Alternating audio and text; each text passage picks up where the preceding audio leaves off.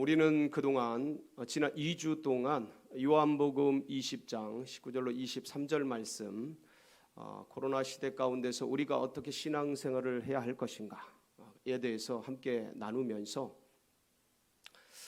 그날 곧 안식 후 첫날이었죠. 예수님께서 부활하신 날. 그런데 그것을 전달을 했음에도 불구하고 잘 믿어지지 않는 그 제자들 가운데 주님께서 나타나셨습니다. 그때 제자들은 유대인들이 무섭고 두려워서 떨고 있었지요. 문을 닫고 잠그고. 그때 주님께서 평강이 있을지어다 이렇게 인사를 하시고, 그리고 주님의 손과 발 확인하고 기쁨을 이기지 못하는 그 제자들에게 다시 한번 말씀하셨죠. 평강이 있을지어다. 그러니까 이 제자들이 주님이 없어지고 사라진 것들 때문에 두려워하고, 주님이 나타난 것 때문에, 보여지는 것 때문에 기뻐하는 그 제자들에게 평강이 무엇인지에 대해서 그 본질적인 의미를 말씀해 주셨습니다. 그래서 이 평강은 깊은 내적 신뢰 속에서 얻어지는 관계의 힘이라는 거죠. 예수 그리스도가 보이지 않든 보이든 그분을 향한 믿음, 신뢰와 깊은 관계 속에서 있을 때 주어지는 내면의 힘, 내면의 상태, 그게 평강이라고 같이 나누었습니다. 그러면서 이런 평강과 이런 힘들, 이것들을 얻기 위해서, 누리기 위해서 우리가 과연 어떻게 우리 신앙생활을 해가야 하는가. 마치 예수님이 돌아가신 후 제자들이 두려움과 불안에 떨던 것처럼 이 코로나19라는 전대미문의 사건 속에 당황스럽고 우왕좌왕할 수밖에 없는 우리의 마음, 이 사회, 그리고 앞으로 전망이 불투명한 이 세계 속에서 경제적인 압박과 여러 가지 영적인 그 무중력 상태에 던져지게 된 우리들, 이 사이에서 비슷한 제자들과 같은 그런 사이에서 과연 우리는 무엇을 해야 될까? 평강을 잃어버린, 주님의 비전과 성령의 충만함과 은혜를 잃어버린 이 시대 가운데서 우리가 어떻게 이것을 회복할까를 나누면서 영적인 프로세스를 가져가야 한다라는 말씀을 함께 또 새겼습니다. 그래서 스피리추얼 프로세스 체크, 이 영적인 과정을 체크하면서 하루하루를 살아가야 한다. 최종적으로 그러니까 평안을 얻기 위해서, 성령을 누리기 위해서 우리가 일상에서 영적인 프로세스를 놓치지 말고 체크해야 될 것을 함께 나누었습니다. 그러면서 가장 중요한 첫 번째 해야 될 일로 말씀, 묵상, 통독, 암송, 이 세 가지를 언급을 해드렸고, 그 다음에 기도, 그 다음 간구, 그 다음 중보, 이 기도에 대한 내용을 함께 나누었고, 그다음에 공예배를 사수해야 될 것들, 그다음에 미디어 금식과 절식에 대한 이런 부분들을 스킵하듯이 나누었습니다. 오늘은 그 영적인 프로세스를 체크하면서 가장 중요하게 언급했던 묵상에 대해서 우리가 함께 나눌 겁니다. 그러니까 이 코로나19 시대에 우리는 과연 어떻게 묵상을 해야 되는가? 무엇을 묵상해야 되는가? 묵상이라는 게 무엇인가? 그리고 이 시대 가운데 우리는 어떤 것을 어떻게 해 나가야 하는가에 대해서 함께 이제 좀 말씀을 통해서 나눌 텐데, 오늘 우리가 읽은 이 말씀이 여호수아 1장 1절로 9절의 이 말씀이 묵상하면 빼놓을 수 없는 아주 귀중한 그런 본문 말씀입니다.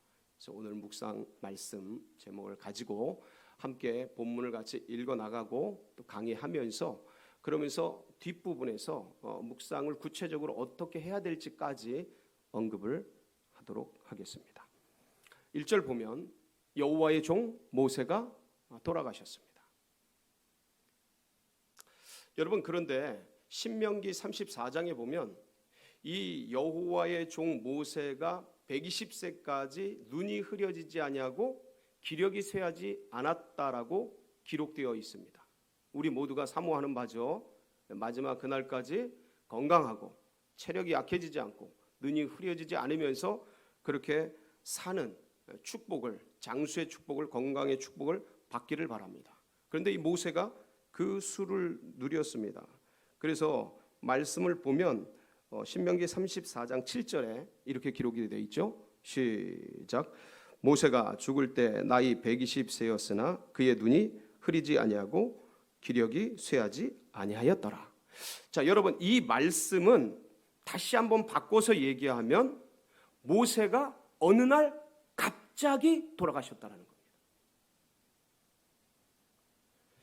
그러니까 이 모세를 믿고 따랐던 수많은 사람들과 특히 이 모세의 비서실장 겸 여러 가지 수종을 들던 여호수아는 어느 날 갑자기 돌아가신 모세로 인해서 엄청난 충격을 받게 되는 거예요. 여러분, 제가 이것을 삶으로 경험을 했는데 저희 아버지가 노년에 제 앞에서 팍 쓰러지셨어요. 어느 날 갑자기 뇌경색이 오신 건데 그게 제가 문을 열고 들어가는데 제 앞에서 골목길에서 푹 쓰러지신 거예요. 건강하셨거든요. 저희 아버지가 키가 180이 넘는 거구셔요. 예. 경북 상주에서 씨름을 하면 당할 자가 없었던 거구시거든요. 그런데 그 엄청난 분이, 건강하신 분이 그냥 이빨로 그냥 병을 툭툭 따던 분이 연세 드셨는데도 기골이 장대하고 튼튼하셨거든요.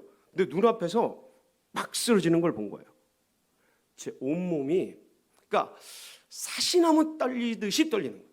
어떻게 해야 될지 머리가 하얗고 아무 생각이 없어요. 그냥 덜덜덜덜 떨리는 거예요. 여러분, 이거 진짜 사람 쓰러지는 거 보면 그렇습니다. 특히 자기 부모님이 그렇게 되는 거 보면 뭐를 해야 된다라는 사고가 끊어집니다. 예, 당황해요. 힘들어요.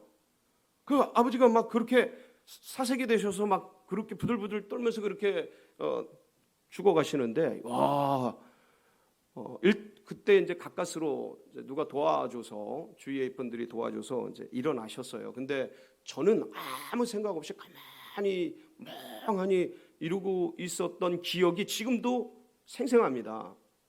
무슨 얘기를 드리는 겁니까? 기력이 짱짱하고 눈이 흐려지지 않은 120세 먹은 그 어르신 모세가 돌아가실 줄 아무도 몰랐다라는 거예요. 근데 어느 날 갑자기 호르산에 올라가서, 어느 산에 올라가서 그냥 돌아가신 거예요. 그리고 그 뒤를 누가 맡은 거예요? 여호수아가 맡은 겁니다. 지난 40여 년간 이 모세는 기적과 이적과 이 또 모세가 왕 출신 아닙니까? 이 왕자 출신. 그러니까 애굽의 모든 학문에 달통하고 모든 병법과 여러 가지 것들을 다 익힌, 그래도 40년간 익은 게 어디 가지는 않지 않습니까? 뇌에 남아있지. 그런 실력과 능력들, 그리고 왕가의 족보에 있는 그런 어떤 인맥들, 그런 것 때문에 애굽에서도 마음대로 무시할 수 없었던 존재였거든요. 그러니까 족보가 다른 거예요. 왕의 족보고, 왕가의 족보고, 왕자였고, 왕의 교육을 받은 탁월했던 사람인 거예요.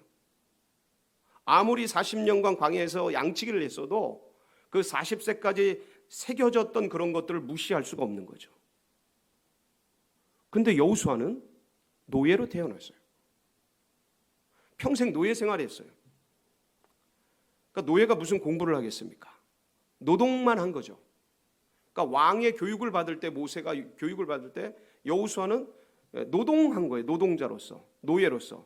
그러니까 어떤 특별한 뭔가를 배우고 익힐 만한 그런 것들이 없었던 거죠.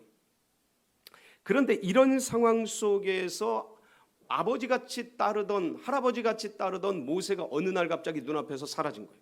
돌아가신 거예요. 그리고 그 후계자로서 누가 선 거예요? 여호수아가 쓴 겁니다. 물론 미리 인계는 다 했습니다. 예. 모세가 돌아가시기 전에 이미 다 인수 인계는 다 했어요. 그러나 여전히 그 권위와 능력과 리더십은 모세에게 있었죠. 어느 날 갑자기 돌아가신 거예요. 그리고 그 이스라엘 백성들을 이제 인도해가고 자기가 리더십을 발휘해야 되는 겁니다. 근데 자기는 배운 게 없어요. 익힌 게 없어요. 모세처럼 왕자도 아니었어요. 그 탁월한 교육을 받은 것도 아니었어요. 그러니까 부들부들 떨리는 거예요. 이걸 어떻게 해야 되지? 앞이 캄캄한 겁니다. 이 수많은 200만 명, 300만 명 하는 이 백성들을 어떻게 끌고 가지? 내가 비록 모세 그 어르신에 의해서 인수를 받았지만, 리더십을 인수를 받았지만 누가 나를 리더로 인정할까? 같은 노예 출신인데, 아무것도 행한 게 없는데 여호수아가 10가지 재앙을 행했습니까? 홍해를 갈랐습니까? 광야에 만나 메추라기를 내리게 했습니까? 아무것도 한 게 없는데 옆에서 가방 못지 한 거밖에 없어요. 그러니까 스스로 생각하기에도 너무 부족하고 모자라고 미약한 겁니다. 그러니 암담한 거죠. 하얀 거예요. 이 뒤를 어떻게 책임져야 할까? 여러분, 산이 높으면 골이 깊다 했어요. 앞에 그런 엄청난 리더십이 쓰니 뒤에 선 여호수아는 작아질 수밖에 없고, 그 그림자와 그 계곡 같은 곳에 들어가서 어찌하기가 되게 힘든 그런 상황이 되지 않겠습니까? 그게 밀려오지 않겠습니까? 그 암담함이, 그 답답함이, 그 괴로움이 어떻게 할까? 그리고 생각을 해보세요. 모세가 인도할 때도 이 장정 60만 아이들, 여자들 포함 200만 명, 300만 명 하는 이들 징그럽게 말을 듣지 않았습니다. 그 거대한 리더십의 능력자인 모세가 끄는데도 매일 불평하고 원망하고, 우리 애굽으로 돌아가게 해달라, 우리를 이 광야에서 죽이려고 하느냐, 왜 이런 데 끌어내가지고 우리 목마르게 하고 힘들게 하고 어렵게 하느냐, 하여간 근데 그 광야 가보니까 불평할 만 하더라고요.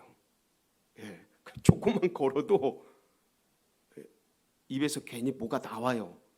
안 좋은 말들이. 그런데 거기에 이제 걸어가면, 그런데 어쨌든 그 능력자가 이끄는데도 그러한 현실을 여호수아는 옆에서 매일 봤거든요. 그 백성의 리더들, 백성의 대표자들이 모세 앞에 와가지고 그냥 막 싸우듯이 덤비듯이 그런 것들을 매일 봤거든요. 그리고 가데스 바네아의 앞에서 그렇게 그냥 죽일 듯이 다른 리더 세워가지고 모세 제끼고 그렇게 하려고 했던 것들을 눈으로 봤거든요. 근데 이제 자신이 그 불평 많고 원망 많은 이스라엘 백성들을 끌고 가야 되는데, 어떻게 끌어가야 될지, 지혜와 판단력과 모든 것들을 어떻게 해나가야 될지, 이들을 어떻게 설득할지, 이 리더십을 어떻게 모아갈지, 이들이 과연 내가 무슨 A 말을 하면 A를 따를까? 별 생각이 다 나지 않겠습니까? 그리고 밥이 목으로 넘어가겠습니까? 답답하고 막, 그러니까 마음의 불안과 두려움들이 찾아오는 거예요.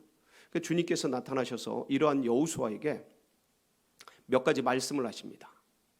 해야 될 걸 말씀하셔요. 이 백성을 데리고 요단을 건너 내가 네게 그 땅을 차지하라. 그 땅을 밟아라. 그 땅으로 가라. 해야 될 사명을 말씀하셔요. 그러면서 뭐라고 말씀하시냐면, 내가 너와 함께 하겠다. 그러니까 강하고 담대해라. 이 말씀을 묵상하면서 가라. 이렇게 얘기해 주셨습니다. 여러분, 오늘 이 여호수아 1장 1절부터 9절 말씀을 보면 계속 반복되는 그 용어가 있습니다. 강하고 담대해라. 오직 마음을 강하게 하고 극히 담대히 하라. 내가 너와 함께 있지 않냐. 마음을 강하게 하고 담대히 하라. 계속 주님이 반복을 하셔요. 여러분, 주님이 이렇게 강조하고 반복하시는 이유가 무엇일까요? 지금 여호수아는 불안에 떨고 있는 거예요. 염려에 떨고 있는 거예요. 자기 자신의 무능력과 한계와 연약함에 떨고 있는 거예요. 상황과 환경은 너무 암담하고 어둡고 불안하고, 해야 될 일을 너무 크고, 맡겨주신 사명은 감당할 수 없는 엄청난 것이고, 그런데 그것을 해야 되는 위치에는 있고 어떻게 해야 될 줄은 모르겠고, 답답한 상황 가운데 노출이 되어 있고 던져지게 된 겁니다. 그러니까 주님께서 그 연약해 있는 여호수아에게 강조적으로 말씀을 하신 겁니다. 강조한 게 뭐냐면 강하고 담대하라요. 자, 여러분, 강하라는 게 무슨 뜻일까요? 강해라. 세지라는 거죠. 근육이 있고 힘이 있고 능력이 있고 막 이런 게 강한 거 아니겠습니까? 그런데 이 강하고 담대하라라는 언어는 우리가 생각하는 그런 육적인 물리적인 용어가 아닙니다. 이건 영적인 언어예요. 그래서 강하라라는 히브리어 단어가 하자크입니다. 하자크. 이거는 하자크는 뭐냐면 영적 거리에 대한 얘기예요.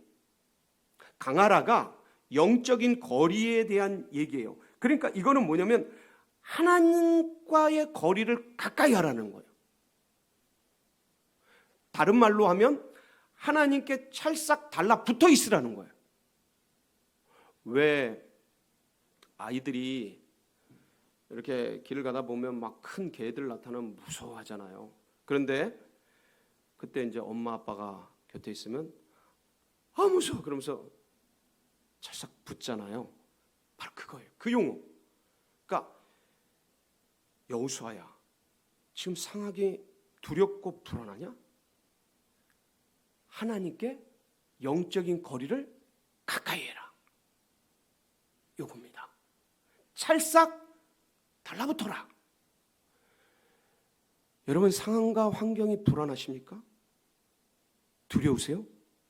몽롱하세요? 주님과의 관계를 가까이 하시기 바랍니다.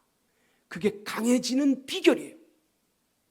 마인드 컨트롤을 하고 마음을 기술적으로 어떻게 염려근시걱정 그냥 눈 돌리고 그렇게 해서 마음이 강해지는 게 아니에요. 마음이 세지는 게 아니에요. 진짜 세지는 건 뭐냐면 강한 자와 함께 있는 것, 강한 자와 같이 있는 것, 이게 진짜 세지는 거예요. 강해지는 거예요. 아이들의 지혜를 보면 알 수 있어요. 아 무서워 아버지. 아버지가 곁에 있으면, 아버지가 가까이 있으면 두려운 게 없어지는 거죠. 아버지가 계시는데. 바로 이 영적인 거리가 강하라요. 하자크. 근데 담대하라라는 이 언어도 영적인 언어입니다.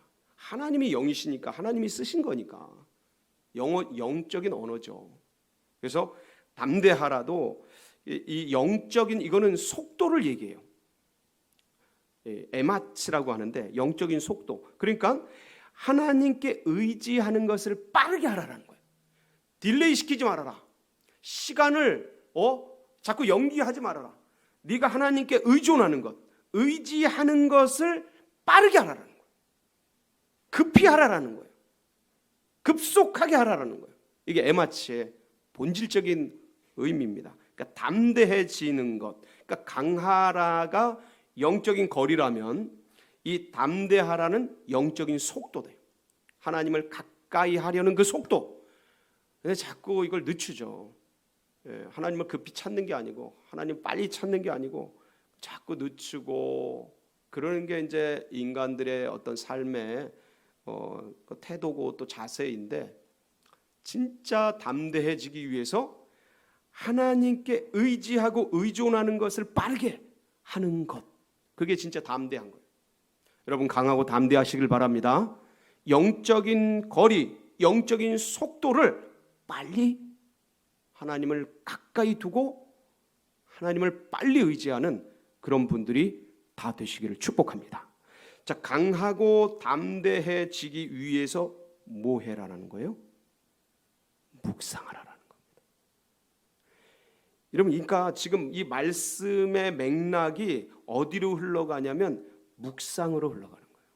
너 지금 무엇을 묵상하고 있느냐?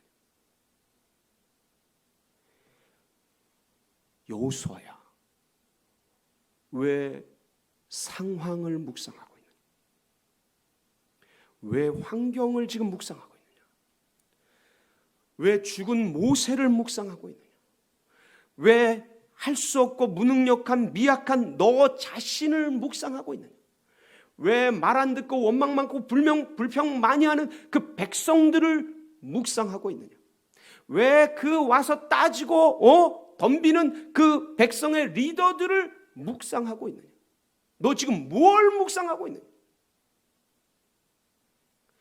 여러분, 이 묵상하라, 묵상하다라는 히브리어 원어는 하기타입니다.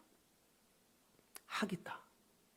하기타를 여러 가지로 말씀을 드릴 수가 있어요. 근데 이 하기타의 본질적인 근원적인 마지막 핵심이 뭐냐면 영적 체험이에요. 무슨 말씀이에요? 강하고 담대하라. 영적 거리를 가까이 하라. 영적 속도를 빠르게 하라.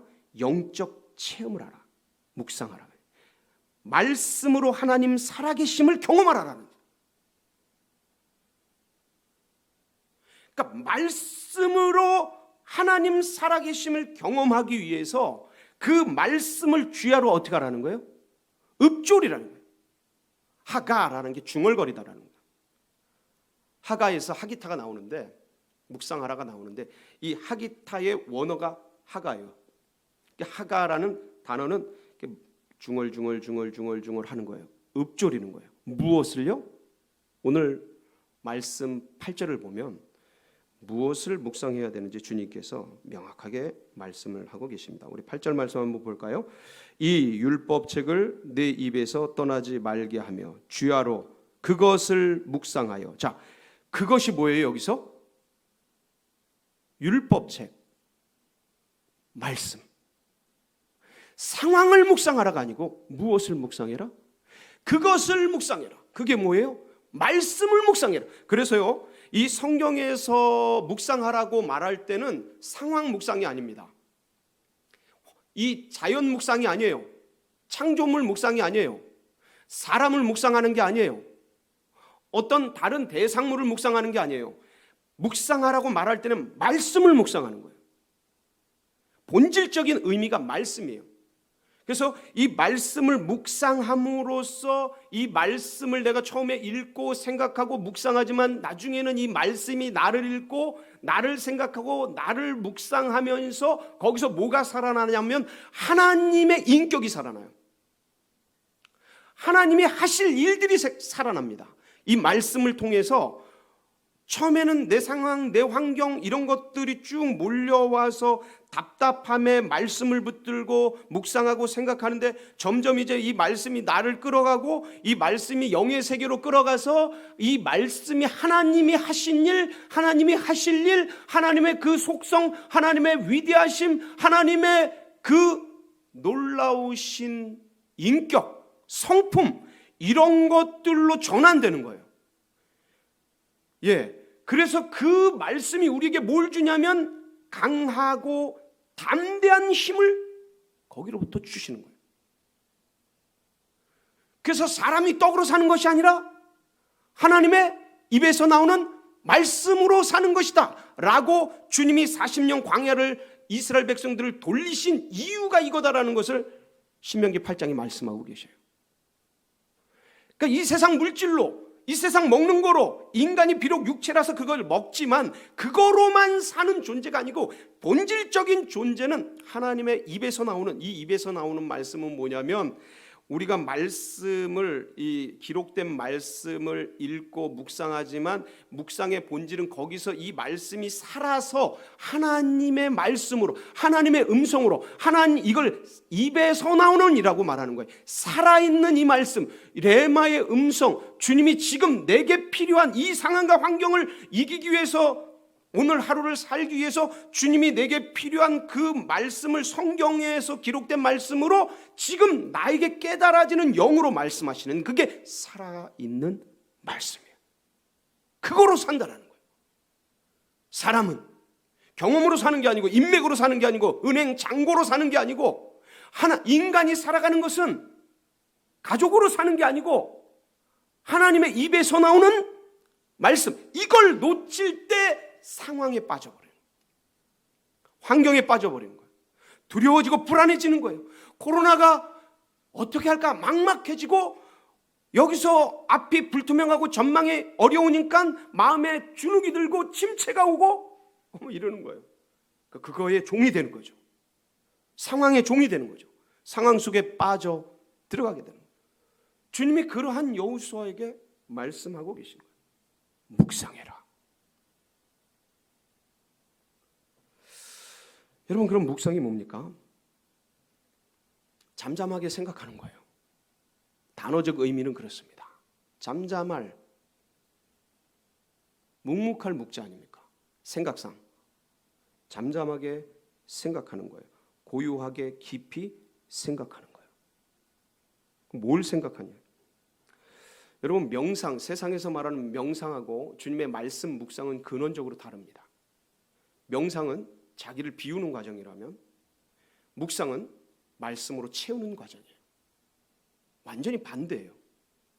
비슷한 단어로 보여지지만 의미적으로, 영적으로 완전히 반대예요. 하나님의 말씀으로 채워지는 거예요. 이게 묵상이에요. 상황과 환경으로 복잡해지고 가득한 내 영혼 속에 하나님의 말씀이 장악하는 거예요. 그렇게 되도록 나를 허용하는 거죠. 이게 묵상이죠. 그래서 묵상을 해야 되는 이유는 주님께서 말씀하신 거예요. 본능과 상황에 빠지지 않기 위해서. 그래서 나의 것, 사람의 것에 머물러 있지 않기 위해서. 인간은요, 본능적으로 먹는 것, 상황, 욕구, 물질, 재물 이런 것들을 지향하게 돼 있어요. 그런 거에 빠지지 않기 위해서. 그 사람이 떡으로 사는 존재가 아니고 하나님의 입에서 나오는 말씀으로 사는 존재인 걸 알고 그 진리를 위해 살아가기 위해서. 방향수정, 그냥 냅두면 우리는 죄로 향해, 육으로 향해, 땅으로 향해, 이 세상 지나가는 곳으로 향했네, 인간이. 근데 그게 아니고 묵상을 통해 우리의 방향을 진리로, 영원한 곳으로, 하늘로, 영생으로 우리를 끌어가기 위해서 묵상해야 합니다. 여러분, 묵상은요, 선택이 아니에요. 하나님의 명령이에요. 1장 9절 한번 보세요. 볼까요? 시작. 내가 내게 명령한 것이 아니냐. 자, 보세요. 뭐라고요? 명령이에요. 여러분, 이게 여호수아에게만 명령한 걸까요? 그렇지 않아요. 이건 오고 오는 모든 하나님의 백성들에게 말씀하셔요. 이 상황은 여호수아만 처한 상황이 아니에요. 모든 인생이 처하는 상황이에요. 지금 우리는 더더군다나 이 코로나19라는 전대미문의 사건 속에 던져져 있고 더 어렵죠. 더 힘들죠. 그래서 더 묵상해야 되죠. 그래서 하나님 앞에서 이 묵상을 해 나가야 하는데, 그럼 묵상을 어떻게 하느냐? 여러분 다 아시잖아요. 처음에 묵상하기 전에 기도하고, 하나님 오늘도 이 말씀을 통해 제가 하루를 살아갈 수 있는 말씀을 주시옵소서, 하나님의 음성을 주시옵소서 기도하고, 여러분이 가장 좋아하는 찬양을 하세요. 예. 알고 있는 찬양, 그게 어떤 것이든지 그냥 홀로 고요히 하나님을 찬양하세요. 그때 영이 임해요. 쫙 찬양하고, 그 다음에 성경을 읽는 겁니다. 성경을 무조건 3번 이상 읽으셔야 됩니다.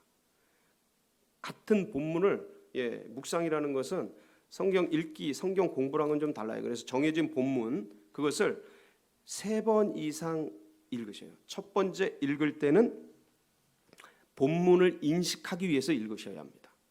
두 번째 읽을 때는 육하 원칙, 누가 어떻게 무엇을 어디서 왜 했나, 이런 것들을 파악하면서 내용 관찰하면서 읽으셔요.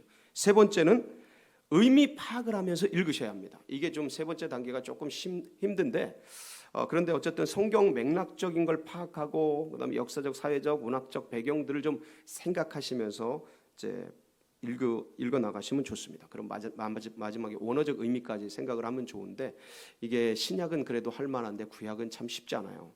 그렇지만 이렇게 3번을 읽으셔서 내용 파악을 하는 것이죠.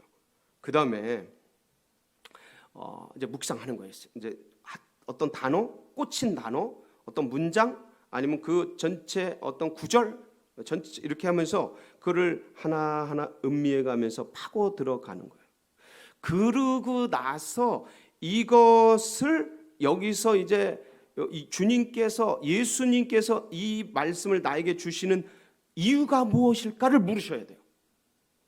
오늘 이 말씀을 나에게 주시는 이유가 무엇일까를 물으시고, 이것을 내 삶에 오늘 하루 동안 적용해 나가는 겁니다. 그리고 마지막으로 감사 기도하고 이제 마치게 되는데, 여러분 이걸 하나하나 이제 해 나갈 때 주님께서 그 자리에 임재해 주셔서 말씀해 주십니다. 주의할 게 있습니다. 성경 공부가 아니에요. 잠시 전에도 언급드렸지만 묵상은 성경 공부가 아니고요. 연구 시간이 아닙니다. 이 묵상의 본질은 개인적으로 오늘 그 본문 말씀을 통해서 내게 주시는 하나님의 말씀, 하나님의 뜻, 하나님의 우리끼리 언어로 하나님의 음성을 듣는 시간이에요. 그러니까 오늘 하루 붙잡고 살 영적인 만나, 양식을 받는 시간이죠. 그래서 지성으로가 아니라 음성을 들어야 돼요. 머리가 아니라 영으로. 그래서 가능하면 정해진 시간, 정해진 장소에서 그때 지속적으로 해나가야 합니다. 이게 체질화가 돼야 돼요. 한두 번 하고 마는 게 아니고 몰아서 1시간, 2시간 하는 게 아니고 같은 시간, 같은 분량 거의 비슷한 것을 계속 해나가셔야 돼요. 그래서 이게 내 체질이 되고 내 평생에 우리는 무엇으로 사는 존재요? 하나님의 말씀으로.